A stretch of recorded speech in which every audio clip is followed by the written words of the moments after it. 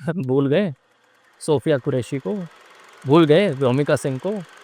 ये वही 2 जांबाज हमारी लेडी कमांडर ऑफिसर्स हैं जो अभी ऑपरेशन सिंदूर के तहत पाकिस्तान में जाकर दुश्मनों पे छक्के छुड़ा के आई। सरकार घर में से उठा के थोड़ी ना किसी को लेके जाएगी पढ़ाने के लिए, राइट? इतना तो तुम्हें खुद से करना पड़ेगा।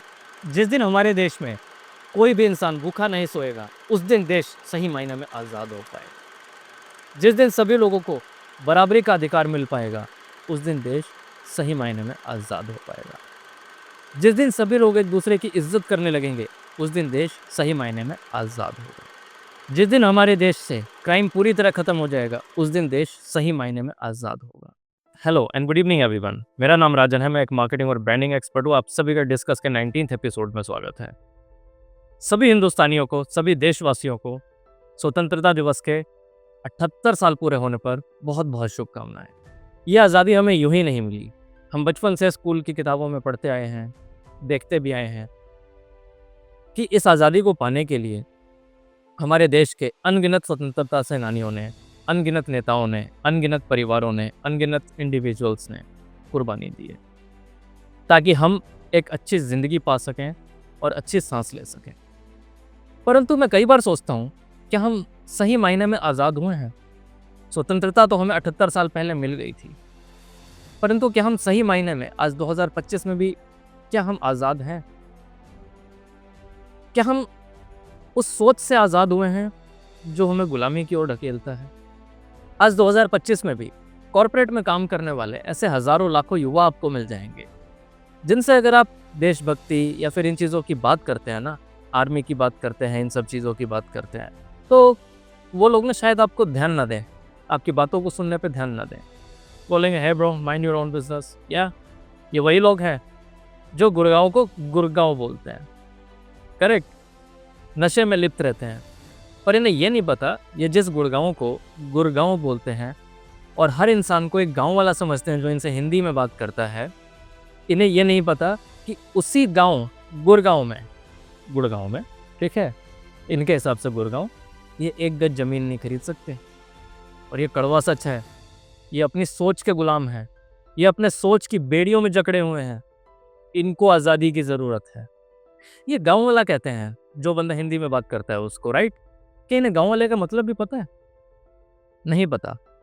APJ अब्दुल कलाम साहब गांव से आए थे, मनमोहन सिंह जी गांव से थे, अटल बिहारी वाजपेयी जी गांव से थे। हमारे देश की सेना, तीनों सेनाओं की बात कर लेता हूं मैं, जल थल वायु सेना, राइट? उन सेनाओं में 90% से ज़्यादा जितने भी हमारे आर्मी ऑफिसर हैं, जितने भी हमारे फौजी हैं, वो गांव से आते हैं। वो गांव से आने वाले लोग हमारे देश की रक्षा करने के लिए 24/7 तत्पर रहते हैं, तैयार रहते हैं, अपने जान की बाजी लगाकर बॉर्डर पर तैनात रहते हैं। क्यों? ताकि आप और हम चैन की नींद सो सकें, लंबी लंबी गाड़ियों में घूम सकें, बड़ी बड़ी बिल्डिंगों में बैठ सकें, अपने काम पर ध्यान दे सकें। और सिर्फ इतना ही नहीं, अगर मैं इंडस्ट्रीज़ की बात करूं, बिजनेसेस की बात करूं, तो नारायण मूर्ति साहब को हम कैसे भूल सकते हैं? गाँव से आते हैं वो भी, ठीक है ना?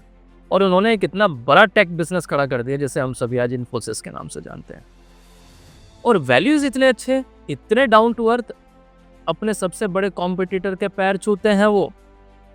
मैं बात कर रहा हूँ श्री रतन टाटा साहब की। जबकि TCS जो कि टाटा ग्रुप ओन करता है, सबसे बड़ा कॉम्पिटिटर है इन्फोसिस का। हमारे देश की सबसे बड़ी सॉफ्टवेयर इंजीनियरिंग कंपनी अगर कोई है तो वो है TCS।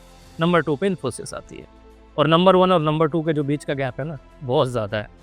उसके बाद भी नारायण मूर्ति साहब, इन्फोसिस के ओनर, इतनी रिस्पेक्ट करते थे टाटा साहब की, क्योंकि उनको वैल्यूज़ पता है, हमारे देश की वैल्यूज़ पता है। मैं अंदर से शब्द नहीं ढूंढ पा रहा हूँ इन लोगों के लिए जो ऐसी चीज़ें बोलते हैं, गाँव वाला या फिर किसी दूसरे को ये लोग नीचा समझते हैं इस तरीके से। इनको क्या लगता है कि ये किसी कॉर्पोरेट में बैठे हैं, किसी कॉल सेंटर में या फिर किसी IT कंपनी में जॉब कर रहे हैं। हो सकता है कि जिस IT कंपनी में जॉब कर रहे हैं वो इन्फोसिस हो या कोई और भी हो, टेक महिंद्रा हो या कोई भी हो, वो सब भी तो गाँव से ही हैं। तो ये अपने नशे में रहते रहते ऐसा सोचते हैं कि जो हम कर रहे हैं वो अच्छा है, बाकी दुनिया ठीक नहीं है। ये बिल्कुल गलत है, सरासर गलत है। किसी को भी इस तरीके से समझना अच्छी बात नहीं है। इसी सोच का एक और एग्जाम्पल मैं आपको बताता हूँ। हम सभी लोग अपने जीवन में कभी ना कभी, कहीं ना कहीं खाना खाने के लिए बाहर ज़रूर गए होंगे। वहाँ पर अक्सर ये देखा जाता है कि लोग खाना, जितना उनको खाना होता है उससे बहुत ज़्यादा ऑर्डर कर देते हैं, खा नहीं पाते हैं उसको। साथ ही कुछ लोग आते हैं जो कि बड़ी बड़ी गाड़ियों में आते हैं, जो कि उन्होंने खुद नहीं खरीदी होती। ज़्यादातर लोगों ने अपने पिताजी की जो भी चीज़ें हैं विरासत, उस पे ऐश कर रहे होते हैं। वो आते हैं और बाहर खड़े होके किसी भी छोटी ईटरी पे या बड़ी ईटरी पर भी आजकल तो क्या है कि जितने भी ये शॉप्स हैं खाने पीने की, इन लोगों ने 1-2 लोग रखे होते हैं जो कि गाड़ी में फूड को दे पाएँ अपने कस्टमर्स को। तो ये लोग गाड़ी में बैठे-बैठे ही ऑर्डर दे देते हैं और फिर वो खाना खा नहीं पाते पूरा। ज़रूरत से ज़्यादा ऑर्डर दे देते हैं, ये भी ले आओ, ये भी ले आओ, ये भी ले आओ, ये भी ले आओ। उनको खानी सिर्फ़ 2 चीज़ें, ऑर्डर दे देते हैं 4 या 5 चीज़, चाहे वो डाइन इन हो, चाहे वो आप बाहर गाड़ी में बैठ के खा रहे हो। उसके बाद क्या होता है उस खाने का? वेस्ट होता है, राइट? अगर आपको 2 चीज़ खानी है, आप सिर्फ़ 2 ही चीज़ें ऑर्डर करो ना।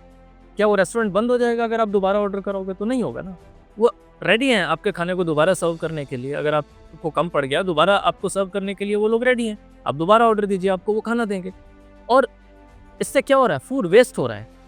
इस चीज़ को अगर मैं साइड में रखता हूँ, दूसरी चीज़ ये होती है, सभी ढाबा वाले, सभी रेस्टोरेंट वाले, सभी ईटरीज़ वाले ईमानदार नहीं हैं।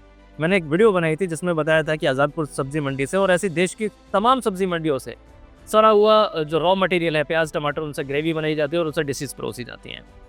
तो जब ये लोग, कुछ बेईमान रेस्टोरेंट ओनर्स, कुछ बेईमान ढाबा ओनर्स, कुछ बेईमान ईटरीज़ वाले जब ऐसा घिनौना काम कर सकते हैं, तो क्या गारंटी कि जो खाना आपने खाया है वो प्लेट में बचा हुआ है उसके बाद ये किसी दूसरे को सर्व नहीं करेंगे? 100% करेंगे। ये बेईमान लोग हैं। तो ऐसी सोच को बदलने की ज़रूरत है।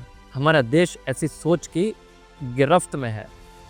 इसे आज़ादी नहीं कहते। हमें स्वतंत्रता 78 साल पहले मिल गई थी, लेकिन आज भी हम ऐसी सोच के शिकार हैं। खैर, एक स्टेप आगे बढ़ते हैं। हमारे देश में आज भी कुछ इलाकों में बेटियों को स्कूल नहीं भेजा जाता है। सरकार ने इतने प्रमोशंस किए, इतने मिशन बनाए, साक्षरता मिशन और बेटी बचाओ बेटी पढ़ाओ, उसके बाद भी बहुत जगह पे ये देखा गया है कि लोग अपनी बेटियों को स्कूल नहीं भेजते। बोलते हैं क्या पढ़ लेगी, क्या कर लेगी। भूल गए सोफिया कुरैशी को, भूल गए व्योमिका सिंह को। ये वही 2 जांबाज हमारी लेडी कमांडर ऑफिसर्स हैं जो अभी ऑपरेशन सिंदूर के तहत पाकिस्तान में जाकर दुश्मनों पे छक्के छुड़ा के आई थी। भूल गए आप? नहीं भूले ना? ये तो अभी रिसेंट कहानी है ना? तो जब बेटियों को आगे बढ़ने के लिए, पढ़ने के लिए मौका दिया जाएगा, तो वो क्यों नहीं आगे बढ़ेंगी? और इसके लिए सबसे ज़रूरी क्या चीज़ है? अपनी सोच को बदलना, अपनी सोच को आज़ाद करना। तभी देश सही मायने में आज़ाद हो पाएगा। अगर हमारे देश की बेटियाँ ज़्यादा से ज़्यादा संख्या में पढ़ती हैं, तो वो आगे बढ़ेंगी। उनको खुद को साबित करने का मौका मिलेगा। वो डिफरेंट फोर्सेस में जा सकती हैं, वो डिफरेंट कॉर्पोरेट्स में जा सकती हैं, बड़े-बड़े बिजनेसेस को खड़ा कर सकती हैं और देश के लिए ओलंपिक मेडल ला सकती हैं। हमारे देश की लड़कियां ओलंपिक्स में मेडल लेके आ रही हैं। अगर हम और अपनी बेटियों को एजुकेटेड करें, उनको स्कूल भेजें, तो और भी मेडल आएंगे देश के लिए। परंतु कुछ जगह पे लोग अपनी सोच छोटी रख के बैठे हुए। तो जिस दिन भी हमारे देश में इस तरीके से बेटियों को 100% शिक्षा मिलने लगेगी, सबको समान शिक्षा का अधिकार मिलने लगेगा, इसमें सरकार कुछ नहीं कर सकती है। जब आप घर में ही किसी को पढ़ने के लिए नहीं जाने देना चाहोगे, तो क्या होगा? सरकार घर में से उठा के थोड़ी ना किसी को लेके जाएगी पढ़ाने के लिए, राइट? इतना तो तुम्हें खुद से करना पड़ेगा। और जिस दिन ये पढ़े लिखे गंवार लोग, जो दूसरों को गंवार बोलते हैं, जो दूसरों को गाँव वाला बोलते हैं, अपनी इस घटिया सोच को त्याग देंगे, उस दिन देश सही मायने में आज़ाद हो पाएगा। जिस दिन हमारे देश में कोई भी इंसान भूखा नहीं सोएगा, उस दिन देश सही मायने में आज़ाद हो पाएगा। जिस दिन सभी लोगों को बराबरी का अधिकार मिल पाएगा, उस दिन देश सही मायने में आज़ाद हो पाएगा। जिस दिन सभी लोग एक दूसरे की इज्जत करने लगेंगे, उस दिन देश सही मायने में आज़ाद होगा। जिस दिन हमारे देश से क्राइम पूरी तरह खत्म हो जाएगा, उस दिन देश सही मायने में आज़ाद होगा। और वीडियो को खत्म करने से पहले मैं श्री स्वामी विवेकानंद जी के बारे में ज़रूर बात करना चाहूँगा। एक हिंदुस्तानी, एक भारतीय, केसरिया वस्त्र पहनकर, भगवा वस्त्र पहनकर देश से बाहर अमेरिका गए थे, देश को रिप्रेजेंट करने के लिए। वहाँ पर लोग उनका मजाक उड़ाने लगे, तरह तरह की बातें करने लगे, उनको देख के हंसने लगे।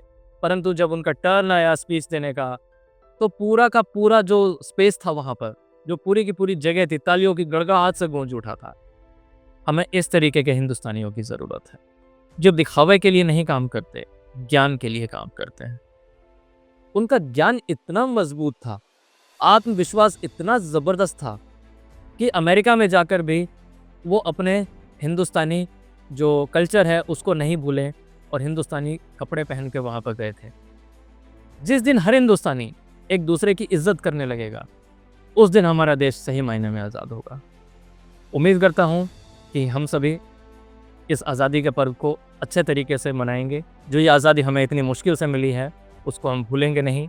हम ये बिल्कुल नहीं भूलेंगे कि हम अपने अपने घरों में इसलिए चैन से सो पाते हैं, हम अपने अपने घरों में इसलिए चैन से खा पाते हैं, हम अच्छे अच्छे स्कूल कॉलेजेस में कॉर्पोरेट्स में इसलिए काम कर पाते हैं क्योंकि हमारे लाखों फौजी भाई बहन सरहद पर अपनी ड्यूटी में तैनात हैं 24/7 बिना सोए, अलर्ट, चौकन्ना।